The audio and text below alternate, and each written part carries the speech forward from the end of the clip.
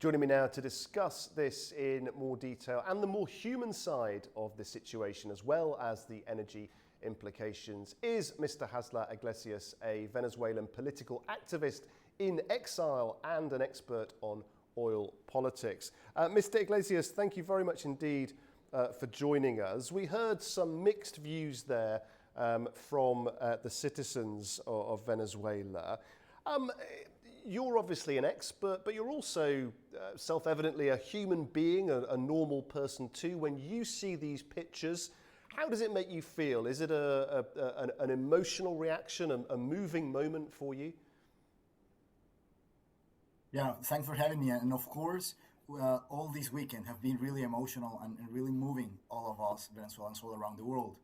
The images we just saw are people from the diaspora celebrating that Maduro is not on power, and also people supporting the regime. But if we go to the last election, the last number or the last picture we have of the opinion environment in Venezuela, it was like that 70% of the population voted for the opposition candidate, and only around 30% of the voters support Maduro. That 30% is important, and they're going to continue to be part in the country. But the sovereignty of the country is expressed to the people's will, and the people's will is that almost a year and a half ago that Maduro had to leave the presidency. And today, what we are seeing is that occurred not as we wanted. We wanted a peaceful, ordered, and democratic transition, but Maduro is the only one responsible for how it ended. He had the opportunity to give power to those who won democratically the election. He had the opportunity to give power or to cede power through negotiations and through different scenarios, but he was the one who decided to be take down in this way.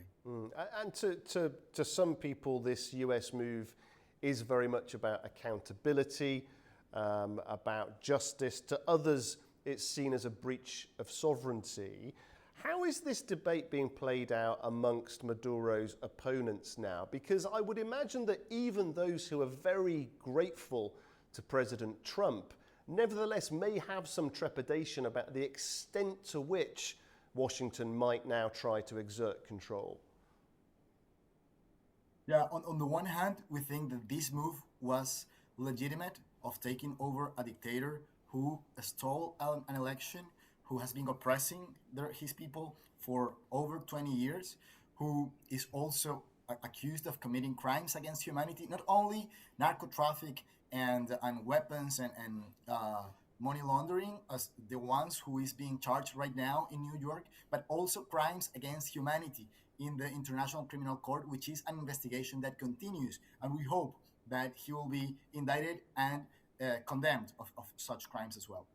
But also that we had to reach to this point is an evidence that international law is not working. International law failed us.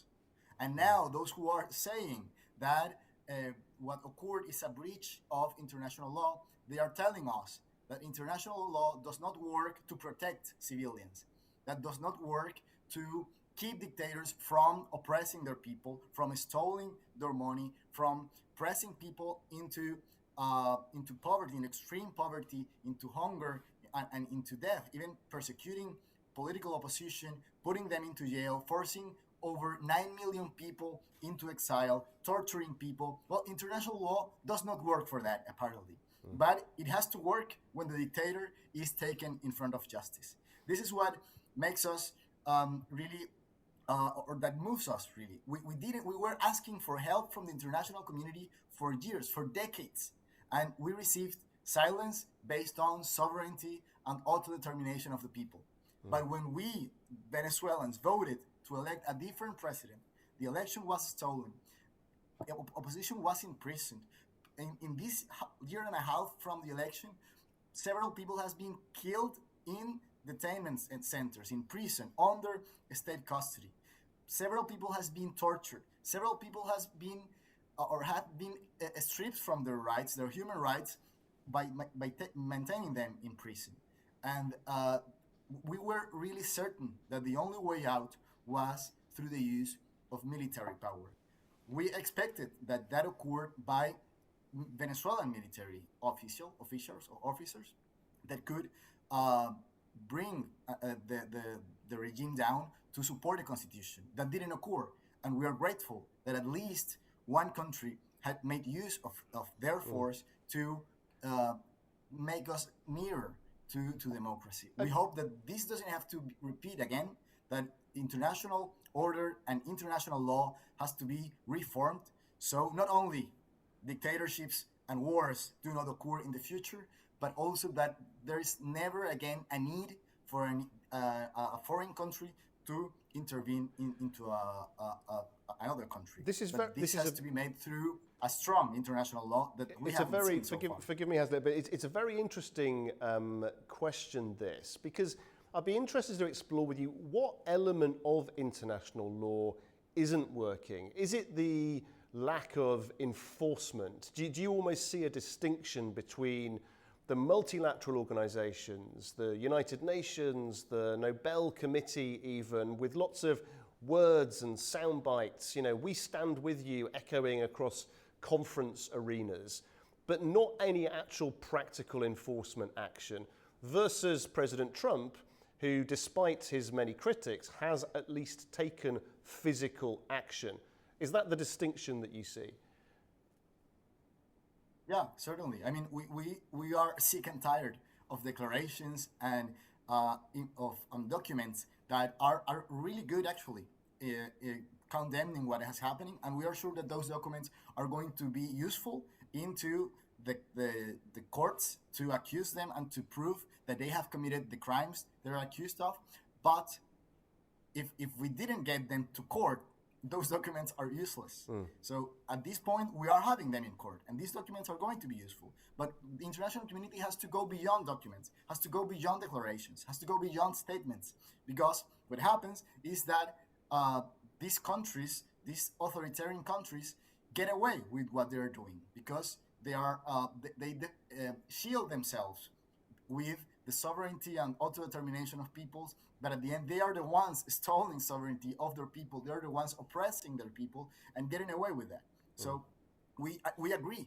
It's not the ideal situation that a single country can do whatever they want with their military power, but if that's the case, if that's the only solution to our crisis, because international organizations have been impotent to actually keep dictatorship, to crush their people, we are grateful that at least that happened, and that at least we are a step closer to democracy and to freedom if this transition is correctly steered towards that direction. And let's talk about that transition now, because just as there'll be many like you who will welcome this focus on action versus documents and sort of conference room committee sound bites, it nevertheless does come with potential dangers. I mean, anywhere that there's ever been anything approaching a regime change, an intervention from a big, powerful country, there's always been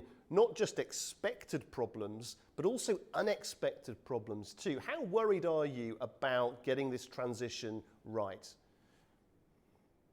Well, that would be the case in any transition scenario. Even if we were able to conduct a transition only with Venezuelan people, with Venezuelan military, political parties, and civil society, even in that scenario, any transition is fragile, and any transition can even be reverted in the time. And we have seen that many times in history. So since every transition is fragile, we want this to be conducted with really understanding the reality of Venezuela, with having clear that we are facing, and we are still facing, an authoritarian regime. I mean, Maduro was removed, but the structure that remains in power at this moment in Venezuela is the same political party that, and the same circle of people that has been ruling the country with Maduro for the last decade or more than a decade. So we have to steer this transition towards the application of the people's will that was expressed in 2024 election. But to get to that point, we have to get rid of several disruptions within the country, and also keeping the opportunity for Venezuelans to decide their own fate. We understand that at this moment, the US has both interests and power to enforce some of their demands. But we hope and we expect that, for example, Secretary Rubio, who has Cuban ascent and he knows what being Latin American is like, and he knows how living under a dictatorship is like, he will help us get to the point of putting in place a government elected by the people, supported by the people, and with a military force that are going to obey that government elected by the people. That may take some time, and we are aware of that, and we are, from this point, and even Maria Corina Machado and Edmundo Gonzalez are already working on, when we get to that point, we're going to be prepared and to enforce all the law and the policies that are needed to reconstruct, rebuild our country. And Hasler, you mentioned some of Washington's interests there. Let's just talk about one of them. I mean, President Trump has been unembarrassed about discussing oil energy revenues as part of the equation here. How do you feel about that? Access to oil revenues is clearly going to be part of this, in some way a condition, in some way the price of the intervention that's come from Washington. Yeah, Venezuela has always been, in all its oil history, the main provider of oil to the United States. We are nearby, we are a huge source of oil, and we were for decades a trustworthy commercial and trade ally. We were a trustworthy oil provider to the US. And the US invested for decades in oil industry in Venezuela. And thanks to that investment is that Venezuela at a certain point was able to manage themselves or ourselves our oil reserves. All that stopped when Maduro started violating human rights, violating election results, and dismantling democracy. Until that point, the US government decided to stop buying oil from Venezuela. And we celebrated that at that point because there was a sanction on those who were violating the rights, our rights, who were dismantling our democracy. Now, and what happened? Well, Venezuela started selling oil to China. It started selling oil to India. It started selling oil to countries that are, on the one hand, far away, which increases the cost of shipping and reduces the revenues for the country, and on the other hand, aligning us with a wicked international group of countries who are not supporting democracy or human rights. So, if in any case, when we dreamt of having democracy in Venezuela, it was returning. I mean, the most profitable customer or buyer for Venezuelan oil is always the US. They are near to the country. They are even the infrastructure to refine our heavy oil that we have, and not having to make any additional investment to refurbish or upgrade any refinery, because they already have these facilities, because they for years received Venezuelan oil. So for us, this is not a critical issue.